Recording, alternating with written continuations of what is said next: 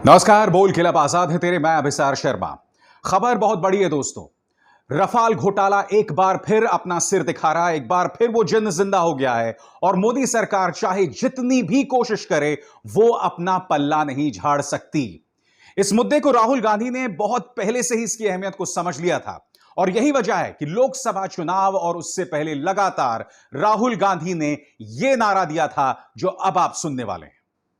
आज किसी भी चौकीदार, किसी से भी आप पूछ लो, मीटिंग के बाद आप जाना, दिल्ली में कोई भी आपको मिल जाए, बस ये शब्द कहना चौकीदार। उसको आप आस्ते से कहो, चौकीदार, चौकीदार, चौकीदार। जैसे भी कहना है आप चौकीदार बोलो, दूसरे साइड से पता लगेगा चोर है। और कहीं ना कहीं इसके जरिए उन्होंने सीधे प्रधानमंत्री नरेंद्र मोदी पर हमला बोला था। खबर आपकी स्क्रीन पर। रफाल सौदे को लेकर जांच के लिए फ्रांस में एक जज की नियुक्ति की गई है। फ्रांस की पब्लिक प्रोसिक्यूशन सर्विसेज की फाइनेंशियल क्राइम ब्रांच पीएनएफ ने कहा है कि इस सौदे को लेकर लगाए गए भ्रष्टाचार और पक्षपात के आरोपों की जांच की जाएगी। यह कदम ऐसे में उठाया गया है जब फ्रेंच एनजीओ शेरपा ने मामले को लेकर शिकायत दर्ज कराई थी और फ्रेंच पब्लिकेशन मीडिया पार्ट ने इस मामले में कई रिपोर्ट्स प्रकाशित की थी। साल 2018 में भी शेरपा ने शिकायत दर्ज कराई थी, लेकिन तब पीएनएफ ने इसे खारिज कर दिया था। बता दें, राफेल फाइटर जेट की डील 7.8 बिलियन यूरो की है। और आप जानते हैं इस मुद्दे में फ्रांस के बड़े बड़े चेहरे फंसते नजर आ रहे हैं। कौन कौन से चेहरे आपके स्क्रीन पर दोस्तों? जो लोग फंस रहे हैं उसमें है फ्रांस के पूर्व राष्ट्रपति फ्रांसवा ओलांद, जिन्होंने इस राफेल समझौते पर हस्ताक्षर किए हैं। दूसरा शख्स जो इसमें फंस रहा है वो है फ्रांस के राष्ट्रपति इमैनुअल मैक्रोन, जो कि इस वक्त फ्रांस के राष्ट्रपति हैं। इसके अलावा उस समय के वित्त मंत्री और उनके कामकाज को लेकर भी सवाल उठाए जा रहे हैं। यही नहीं, तत्कालीन रक्षा मंत्री और फ्रांस के विदेश मंत्री जीन येवेस ली ड्रियन से भी जुड़ी चीजों को लेकर पूछताछ हो सकती है। तो ये तमाम चेहरे जो हैं बहुत बहुत बड़े चेहरे हैं दोस्तों, और इसको लेकर जांच शुरू हो गई है। मगर मैं सवाल पूछना चाहता हूं कि आखिर भारतीय जनता पार्टी सरकार इस बात को लेकर पल्ला क्यों झाड़ रही है? कांग्रेस ने इस मुद्दे पर बड़ा हमला कर दिया है और इस हमले के जरिए उसने कहीं ना कहीं मीडिया को तो चुनौती दी ही है, जिसमें उन्होंने कहा है कि अब कम से कम मीडिया को यह मुद्दा उठाना चाहिए। और कांग्रेस ने इस मुद्दे पर ज्वाइंट पार्लियामेंट्री कमेटी के गठन की भी मांग की है और कहा है कि प्रधानमंत्री नरेंद्र मोदी को उस जेपीसी के सामने हाजिर होना चाहिए। क्या कहा रणदीप सुरजेवाला ने, आप खुद सुनिए दोस्तों। आदरणीय मित्र, ये कांग्रेस बनाम भाजपा का मुद्दा है ही नहीं। यह मुद्दा इस देश की राष्ट्रीय सुरक्षा से जुड़ा है। यह मुद्दा खजाने को लूटकर चूना लगाने से जुड़ा है। यह मुद्दा राफेल सौदे में भ्रष्टाचार से जुड़ा है। राफेल जहाज एक अच्छा जहाज है जिसकी खरीद कांग्रेस सरकार कर रही थी बहुत कम रेट पर।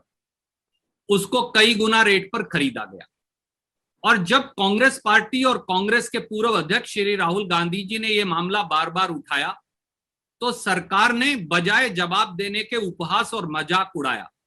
दोस्तों, सबसे अजीब बात इस पूरे मामले में है कि इस मामले को लेकर लगातार कुछ ना कुछ बातें सामने उभर कर आती रही।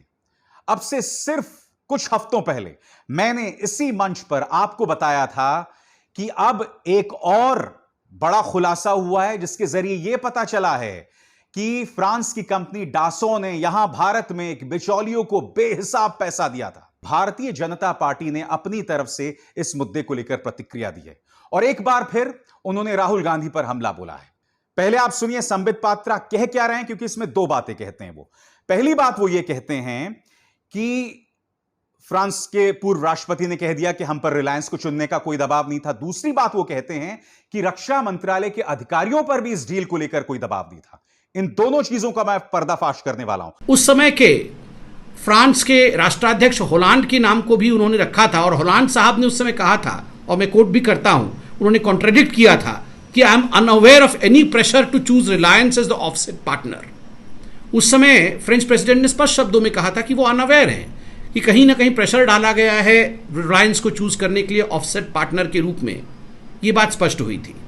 ठीक उसी प्रकार जो दूसरा झूठ राहुल गांधी जी ने कहा था कि जो मिनिस्ट्री ऑफ डिफेंस के अंदर कुछ ऑफिसर हैं, उन ऑफिसर्स ने सजेस्ट किया था कि ये डील ठीक नहीं है, मगर उनके ऊपर दबाव डाल करके कहीं ना कहीं उनके साथ अन्याय करके उन्हें छुट्टी पर इत्यादि भेज करके इस डील को पारित किया गया। बाद में उसी ऑफिसर ने सामने आके सच्चाई रखा और कहा कि मैं तो कैम्ब्रिज में अध्ययन करने के लिए गया था और स्टडी लीव पहले से ही मुझे सैंक्शन हो चुका था। अब मैं आपको बताता हूं दोस्तों, फ्रांस के पूर्व राष्ट्रपति फ्रांसवा ओलांद ने दरअसल कहा क्या था।